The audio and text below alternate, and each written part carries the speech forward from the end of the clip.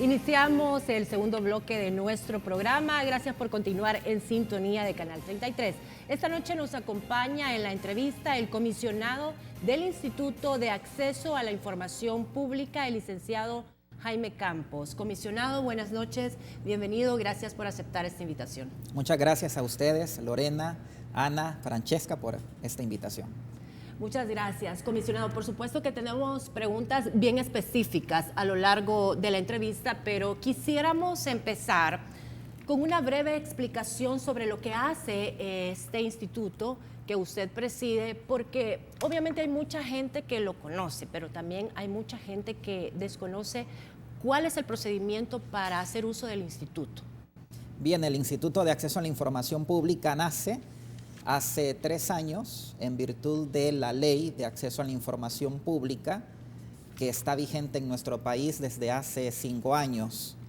A través de la Ley de Acceso a la Información Pública, cualquier persona puede acercarse a las diferentes instituciones del Estado, no solamente los órganos fundamentales, sino también los ministerios, las autónomas, las municipalidades, a pedir información que se encuentra en dichas instituciones.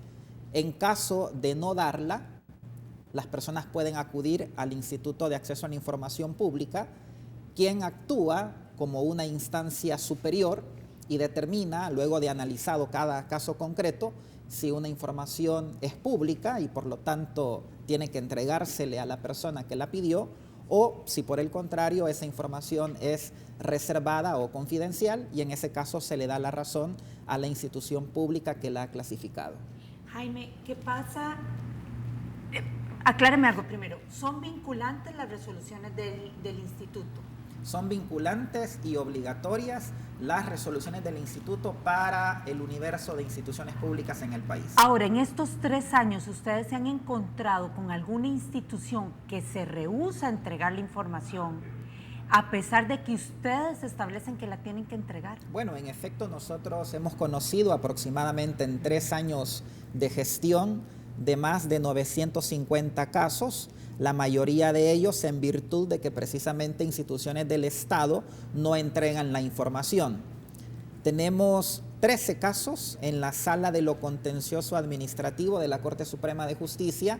Esto significa que el instituto ha resuelto en la mayoría de casos que la información es pública y por lo tanto debe darse, y hay algunas instituciones del Estado que acuden a la instancia judicial para rehusar la entrega o por lo menos para demorarla.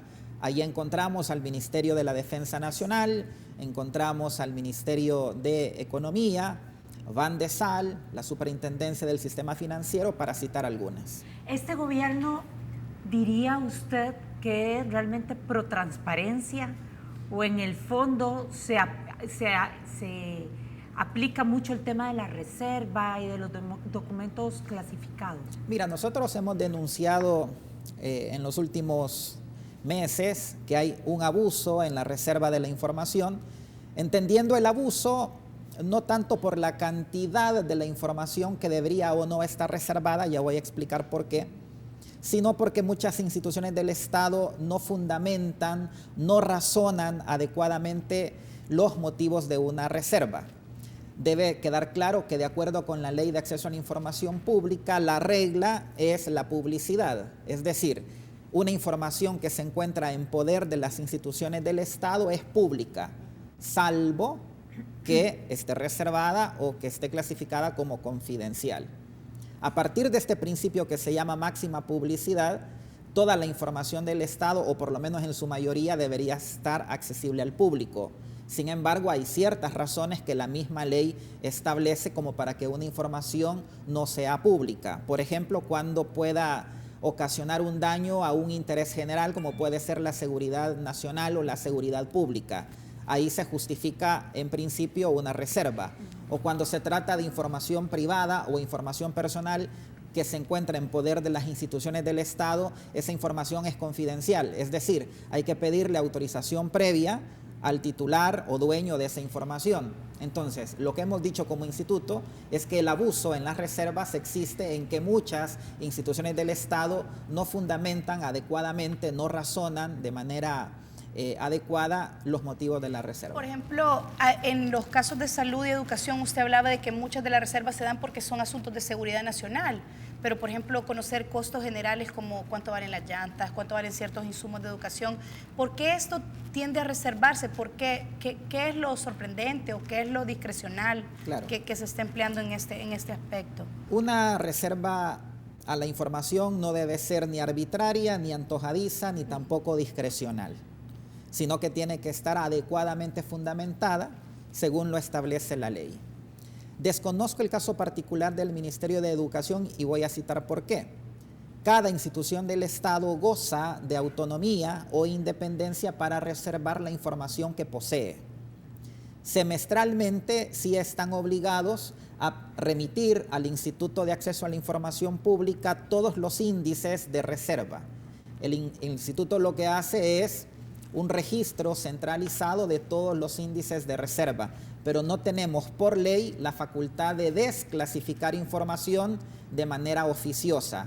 Esto significa que tiene que existir una petición de un ciudadano que pidió esta información, por ejemplo, al Ministerio de Educación, se la denegaron y acude después al instituto. ¿Ustedes no publican todos estos índices de reserva que han mandado las diferentes carteras de Estado, por decirlo sí, así? El registro centralizado de índices de información reservada está publicado en el sitio web del Instituto de Acceso a la Información Pública y además cada institución del Estado tiene el deber de publicar su propio índice de información reservada en su portal de transparencia. Comisionado, pero hace unos días me parece haber leído una noticia en la cual usted creo que celebraba una iniciativa del Ejecutivo sobre la posible desclasificación y quitarle la reserva a muchos documentos. ¿De qué se trata esta iniciativa? ¿Qué tipo de documentos o de información va a ser la que pronto no tendrá esa reserva? Bueno, justamente a partir de algunas publicaciones en diferentes rotativos, la población conoció que existe más de 5.000 documentos que tienen la clasificación de reserva solamente del órgano ejecutivo. Vale decir que ahí no se mencionó el órgano legislativo, el órgano judicial, ni tampoco las municipalidades. A partir de esas noticias que fueron hechas públicas en las últimas 2 semanas, el órgano ejecutivo, a través de la Secretaría de Participación, Transparencia y Anticorrupción, tomó una iniciativa que, como tú bien dijiste, yo celebro. Celebro porque la ley, tal como está diseñada actualmente, no establece un procedimiento de desclasificación de la información. Únicamente dice que se va a desclasificar y de manera automática una información cuando vence el plazo de la reserva. Y es que además una reserva no puede estar clasificada por tiempo indefinido. La ley establece un plazo máximo de 7 años que incluso puede ser ampliado por el instituto por 5 años más. Pero mientras tanto, la ley no establece ese procedimiento. Creo, y como bien lo dijo Francesca, seguramente hay mucha información contenida en los índices de información reservada que no valdría la pena o no está adecuadamente justificada tenerla como tal. Por esa razón, lo que ha hecho el órgano ejecutivo es iniciar esta tarea, este ejercicio de desclasificar de forma voluntaria. Esa desclasificación? Bien, yo estuve presente en la convocatoria de prensa que se hizo hace un par de semanas.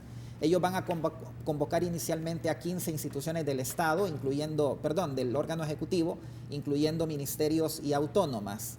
Van a realizar talleres para que los oficiales de información y también las autoridades encargadas de clasificar la información conozcan cuáles son los parámetros para poder clasificar una información y no sea de manera antojadiza. En esa iniciativa nosotros vamos a participar como órgano rector del acceso a la información pública. Pero eso no es desclasificar información. No. Eso es como analizar, poner parámetros, capacitar, hacer una auditoría del tipo de información que posee. A ver, desde luego el proceso incluye una evaluación de la información que ellos tienen reservada. Como repito, cada institución del Estado tiene la autonomía o la independencia de poder desclasificar su propia información. Tengo entendido que la iniciativa tiene como propósito la desclasificación de información. Ellos, desde luego, cada institución del Estado hará su propio análisis y valorará las circunstancias como para desclasificar esa información. O sea, no va a ser algo general, sino que cada quien va a tomar la decisión de cómo desclasifica o a qué información le quita la reserva? Digamos que a lo que se van a someter las instituciones del órgano ejecutivo es a una revisión de si la fundamentación de sus declaratorias de reserva soportan el tenerlas como tal. Esa es una decisión discrecional. O les van a dar un plazo. Porque no va a haber una ley que los obligue. Claro. Si no les van a dejar. Pero Mira, sí les van a establecer un plazo. Mira, lo cierto es que en efecto no hay un plazo. Por eso hablo de una iniciativa de desclasificar información de forma voluntaria, porque la Ley de Acceso a la Información Pública no establece un proceso de desclasificación que sí debería de tenerlo. Comisionado, ¿cuál es el denominador común de los documentos clasificados o en reserva del gobierno? Hablemos del gobierno. ¿Cuál ustedes creen que es lo que impera para que no den información? Mira, la Ley de Acceso a la Información Pública establece varios motivos Ajá. que justifican una declaratoria de reserva. Usualmente en el órgano ejecutivo suele invocarse la seguridad nacional, la seguridad pública, el encontrarse actualmente en procedimientos administrativos o judiciales para no revelar una estrategia, Ahora, ese tipo de cosas. retomando lo que le preguntaba Francesca, temas que tengan que ver con el Ministerio de Salud o el Ministerio de Educación, ¿son de seguridad nacional? Porque no se explica por qué el Ministerio de Educación tiene reservas sobre información que O tiene pago que ver proveedores. o que tiene que ver con la ejecución de su presupuesto. Mira, definitivamente creo que no existe una estandarización de la información que debería estar reservada. Y lo digo por la siguiente razón, nada menos esta semana tuve conocimiento que la Policía Nacional Civil entregó información relacionada con compra de vestuario, uniformes, botas de los policías.